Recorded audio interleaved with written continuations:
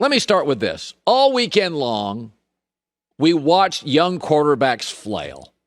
And when you watched Dak last night against another young quarterback, you can see the value of 72 starts.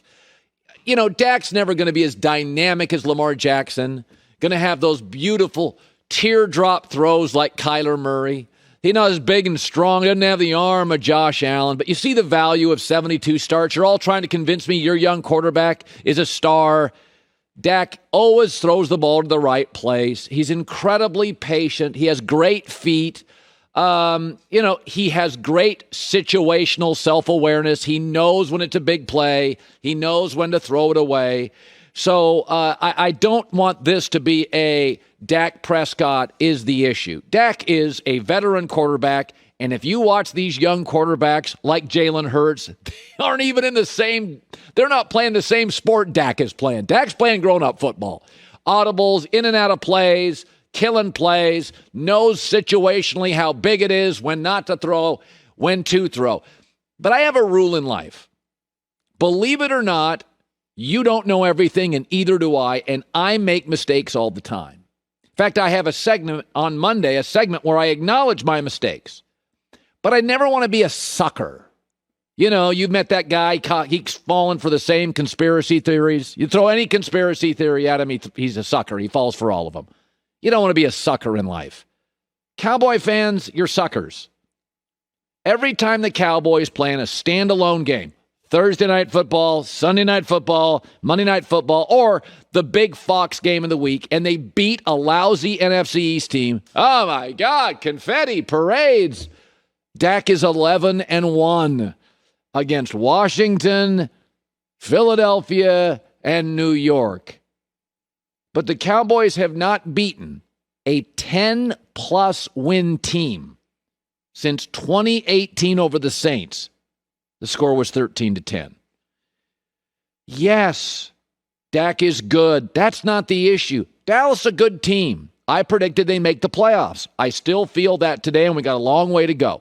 Their offense in 2021 is going to score a lot of points, but you know it and I know it. If they face a big-time offense, and Philadelphia is the opposite of that, they're in big trouble. Every single time the Cowboys play a standalone game because they're the biggest brand and they win, and they often win ugly, they make the other team look, literally incapable of picking up first downs. We all have them as a great defense. No, I saw the Eagles last week against the Niners. They couldn't move it there either, and they didn't move it a ton against Atlanta. I just don't think Dak is special enough to overcome average coaching. And you don't have to have a Hall of Fame coach to win a Super Bowl. I don't think anybody thinks Doug Peterson's a Hall of Fame coach or Gary Kubiak. But Dallas is going to be viable as long as Dak Prescott is the quarterback. He's a grown-up. He's got a lot of starts. This league, a third of this league, either has a bad quarterback or a young quarterback, and Dak's neither. He does a really good job, and you should be proud that he's the quarterback for the Cowboys. But let's just add perspective. Washington has been in a rebuild. I am not joking. Since Joe Gibbs. Not the second time you had Joe Gibbs. The first time you had Joe Gibbs. Because the second Joe Gibbs was still rebuilding. The Giants have been rebuilding since 2011. That's a decade. Philadelphia has been rebuilding for a couple years, but right now they're a tire fire. And so, yes, Dallas, as a playoff team, with a very good veteran quarterback, should kick the you-know-what at home out of them. There's no question. I thought there was something there with Philadelphia. I thought they would keep it close. But we have this perpetual optimism with Dallas.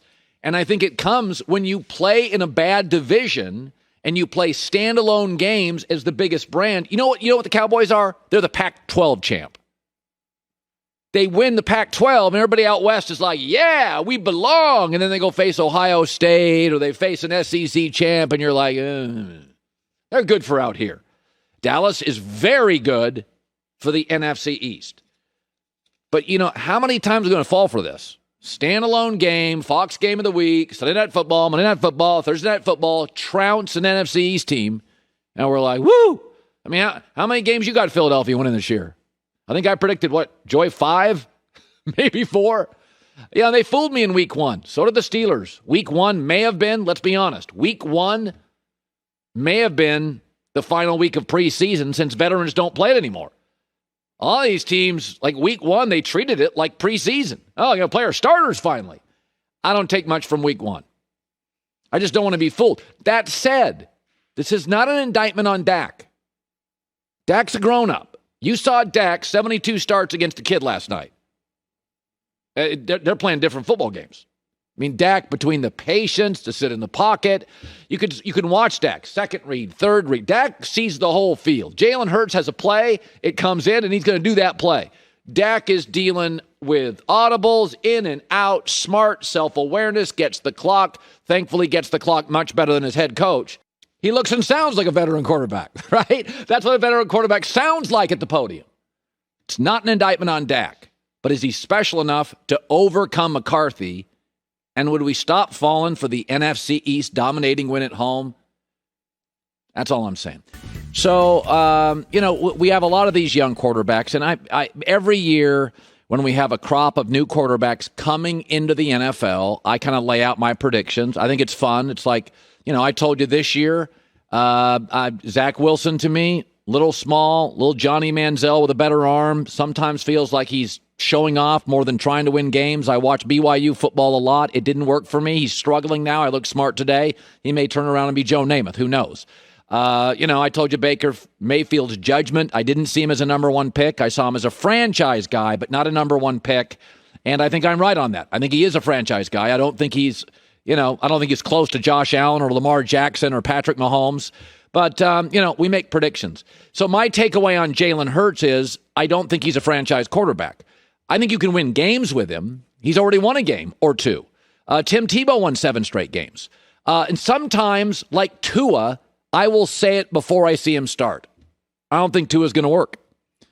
Arm, size, mobility, where's the it? You can't tell me accuracy is your only it. That's the foundation for the house. You got to have that. You can't even get approved to have a house unless your foundation's right. You got to be able to throw the ball to open people. Those are layups. But it took me, there's only one quarterback in the NFL that has a lower completion percentage since they started starting football games, and that's Drew Lock, and he's no longer a starter. Denver's like, you're not accurate enough. But it took me 12 games before I looked at Drew Lock. 12 games, because he had a big arm. I watched his first 9. I said, there's something special here. I watched 3 more the following year, and I went, no, Drew Lock's not going to work. He's too casual. He doesn't play with urgency, little too cocky, doesn't understand the moment, lacks pocket self-awareness. It took me 2 starts with Tebow to go, that's not going to work. Slow delivery, not accurate enough. By the way, conversely, it took me 2 starts to go, Kyler Murray's going to work well, and Joe Burrow's going to work. Remember, I was cooler on Kyler Murray than a lot of people. And Joy is my witness. The second start, I'm like, that's going to work. So I'm just telling you right now, what I see is a marginally accurate quarterback that doesn't have, he's athletic, but he doesn't like to get hit. He is out after his first read. Nobody's saying he can't improve. I've said this. It's not about just winning games. Tebow won 7 straight. And when the world was fascinated with Tebow, I kept saying, I'm not going to build around Tebow. Maybe a backup or a third. Taysom Hill, he's not a franchise quarterback. You can win games with Taysom Hill. That's not the question. But if Taysom Hill is your quarterback, you have to hire coaches and hire people and hire an infrastructure for a guy that's really not an elite thrower. Well, what about Lamar Jackson? As I've argued for 3 years, I think he's a lot better thrower than anybody will admit. I said this Sunday. He made 2 huge throws, great throws. Lamar is a better thrower than anybody wants to admit. He's not Mahomes. Who is on the planet? But with Jalen Hurts, I just don't see the pocket awareness. I see he bails too fast, not a big guy, not terribly accurate. For me, I don't see it. Philadelphia, by the way, and Miami, both in on the Deshaun Watson rumors. So somebody in both places, Philadelphia and Miami, has skepticism too. I don't see it. Doesn't mean he can't win games. He's a playmaker. He was a playmaker in college. By the way, he was replaced by Tua, and it wasn't because he didn't win. It was like, his record was, I forget what it was, 21-2, and he got replaced by Tua. Saban admitted it last night in the Manning cast. He just got beat out by Tua, and I'm not a fan of Tua. So when I watch Philadelphia right now, I don't know if they have the right coach. I got my doubts, but I don't see this person as a franchise, build around it, build an ecosystem that he flourishes. I don't see it. They've got some pieces I like. I like their tight ends a lot. Defensive, offensive line talent, some young wide receivers. There's stuff there for Philadelphia, but don't be confused by he can make plays and you can win games. That's not the same as we are all in on Josh Allen. Like Buffalo is all in on him. The Chargers are all in on Herbert. And that's what scouts do and GMs do. They make these calls early in a quarterback's career, and they make them faster than they ever have. Because we do expect our quarterbacks, this is not the 70s, 80s, or 90s. All these young quarterbacks have had 10,000 snaps by the time they're 12, 14 years old. So I don't believe in giving somebody the Eli Manning runway. I said with Daniel Jones, by Thanksgiving this year, and I got my doubts, I'm making my call on Daniel Jones organizationally. I'm not announcing it. I'm not going public with it. And I don't know where I fall on Daniel Jones today. He's big. He can move. His arm is decent. If he can keep the turnovers down, I'd probably keep him. But boy, it's 51-49 for Daniel Jones for me. But with Hurts, I don't see it. He missed 4 or 5 like layup throws. Stuff like by this time in your life, you got to be able to hit the 6-yard curl to a tight end when you're thrown out of your end zone. That's a gimme. I mean, that's from me where I'm standing to the camera.